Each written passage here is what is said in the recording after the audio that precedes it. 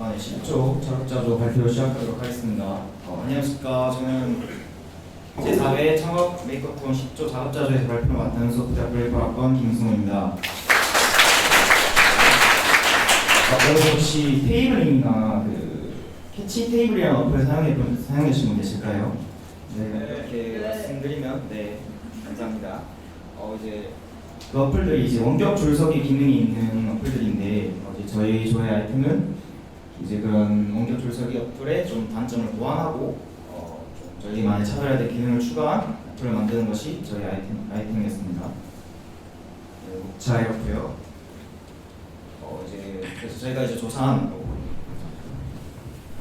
문제점이 뭐가 있는지 한번 찾아봤는데요. 이제 자료 화면이 이제 테이블링에서 자사 페이를 사용해야만 이제 줄서기를 할 수 있는 것과 그만의 이제 리뷰가 좀 엉망인 모습을 볼 수 있었습니다. 이걸로 인해서 이제 저희는 이제 사실 이게 자사 페이를 사용하는 것이 사용했을 때 뭔가 좀 혜택을 주는 것이 돼야지 사용 안 했을 때 뭔가 좀 페널티를 주는 것은 이제 UX라고 하죠. 좋은 사용자 경험이 아니라고 판단해서 문제점으로 지적하였습니다. 그리고 다음은 이제 제가 경험한 거 이제 연화봉이라는 식당을 이제 가려고 한 과정을 순서대로 나타낸 건데요. 이제 인스타로 직접 알게 되고, 그 다음에 이제 네이버 지도를 통해서 검색을 하고, 그 다음에 테이블링에서 예약을 하고 실제 가서 먹기까지 과정이 프로세스가 너무 복잡다라는 것이 조금 문제점으로 생각을 해서 문제점을 지적해봤습니다. 다음으로 이제 앞에서 말씀드린 문제점을 해결하기 전에 그럼 우리가 해결하는 면에서 이게 시장이 활성화되어 있는가를 확인하기 위해 시장 분석을 한번 해봤는데요. 먼저 자료가 2022년 이제 3월 첫째 주하고 이제 5월 넷째 주 주간 사용자를 비교 분석한 결과인데 코로나19 때문에 이제 배달 어플 이용자 수가 많았는데 이제 코로나19가 사회적 거리두기가 해제되면서 이제 배달 어플 이용자 수는 좀 줄고 그다음에 이제 외식 앱 이용자 수가 좀 현재 늘고 있다는 것을 확인할 수 있었습니다. 옆에도 이제 오른쪽에 보시면은 배달 유명 3사들은 이제 좀 이용자가 감소한 데 비해 외식 앱 이용자는 조금 증가한 것을 볼 수 있었습니다. 이제 앞에서 본 거는 이제 좀 이용자 측면이었던 다음은 이제 점주 측면에서 이제 매출 변화를 확인해봤는데요. 이제 자료가 22년 6월 이제 외식업 종사자를 대상으로 한 건데 소비자가 직접 매장에 방문한 오프라인 매출이 이제 사회적 거리두기 해제 전후로 한 10% 정도 차이를 보이는 반면에 이제 배달하고 포장 매출은 좀 하락한 것을 보였습니다. 이제 앞에 이제 했던 시장 분석을 바탕으로 저희가 이제 기존의 원격 줄서기 어플의 좀 단점을 보완한 저희 팀의 이제 경쟁력 확보 방안에 대해서 말씀드리겠습니다. 첫 번째로 이제 자사 페이뿐만 아닌 이제 다양한 결제 수단을 선택할 수 있도록 했고요. 두 번째로 매장을 검색할 경우에 이제 이와 비슷한 메뉴를 판매하는 다른 매장들을 추천해주는 서비스하고 마지막으로 또 이제 앞서 인스타나 네이버 지도 등과 같은 여러 플랫폼을 녹았었는데 이제 하나의 어플에서 이제 모든 프로세스를 통합해서 시간을 단축할 수 있도록 하였습니다. 다음은 간단하게 이제 웹앱 제작 개발 전략에 관해 말씀드릴 건데요. 이제 Next.js하고 타입스크립트 사용해가지고 프론트엔드 만들고, 그다음에 스프링 부트로 백 구축하고, 그다음에 이제 PWA로 만들어서 애플리케이션까지 만들어서 배포할 예정이었습니다. 네. 그다음에 이제 성과 창출 전략인데요. 이것이 돈이 되느냐인데 먼저 점주들한테 이제 배너 광고 그리고 상단 링크 광고 그리고 이제 가맹점 수수료를 받을 수 있고 또 유저에게 자사 페이 결제를 통해서 결제 수수료를 받을 수 있으며 이제 사용자가 증가하여 자사 페이로 이제 자본이 모이게 되면 그 자본을 통한 대복도 진행할 수 있을 것 같습니다. 그리고 지금까지 말씀드린 걸 바탕으로 이제 저희가 만든 시제품 영상을 한번 확인해 보도록 하겠습니다.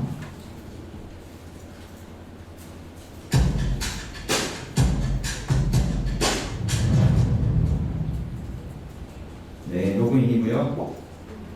네, 메인 페이지입니다. 이제 여기서 이제 먹을 음식을 고를 수가 있어요. 저희가 이제 음식을 추천해달라고 할 수도 있고 이미 정해하실 수도 있으니까 그걸 또 선택할 수도 있고 이제 또 지역별 맛집을 또 추천해달라 할 수 있는데요. 먼저 우선적으로 음식을 추천해달라는 경우를 볼 수 있습니다. 그리고 이 추천 음식점에 예약을 하고 싶다고 가정을 해볼게요. 네, 이렇게 네. 네. 좀 생각을 했네요. 네.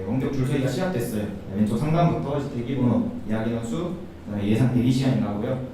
유저는 이 정보를 바탕으로 이제 가게 앞에서 이제 쓸데없이 더울 때나 추울 때나 기다릴 필요 없이 시간을 효율적으로 사용할 수 있을 것 같습니다.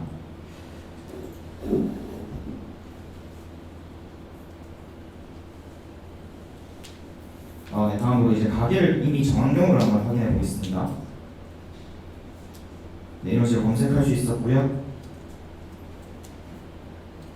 네, 넘어가서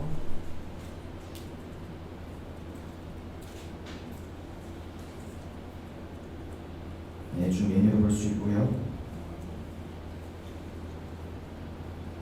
네, 이렇게 아까 말씀드렸던 여러 페이 기능도 있고요. 네, 이렇게 하시면 대기 등록까지 할 수 있습니다. 그다음에 이제 마지막으로 자신의 차이가 왔을 때 푸시 알림을 통해서 이제 유저에게 알려줄 수 있는 것까지. 네. 그다음에 이건 이제 매장 좌석표인데요. 이런 식으로 이제 매장 좌석에서 만약에 이제 자기 차례가 왔을 때 좌석을 보여주는데 그 자리가 이제 마음에 든다면 그냥 앉으면 되는 거고 마음에 안 든다면 이제 예를 들어서 바닷가 같은 경우에는 바닷가에 앉고 싶을 수 있잖아요. 그런 경우 이제 좀 좌석 자기 순번을 다음 차례를 미룰 수 있는 그런 기능까지 추가해봤습니다. 네, 여기까지 그거고요. 네, 그치고 이제 여러분들과 이제 무박 2일 동안 고생한 저희 팀원 소개로 발표 마치도록 하겠습니다. 네, 저희는 소프트웨어 18학번 김승호, 조재현 학년들로 제일 많이 고생한 디자이너 정보사회 미디어학과 20학번 노영주였습니다. 감사합니다.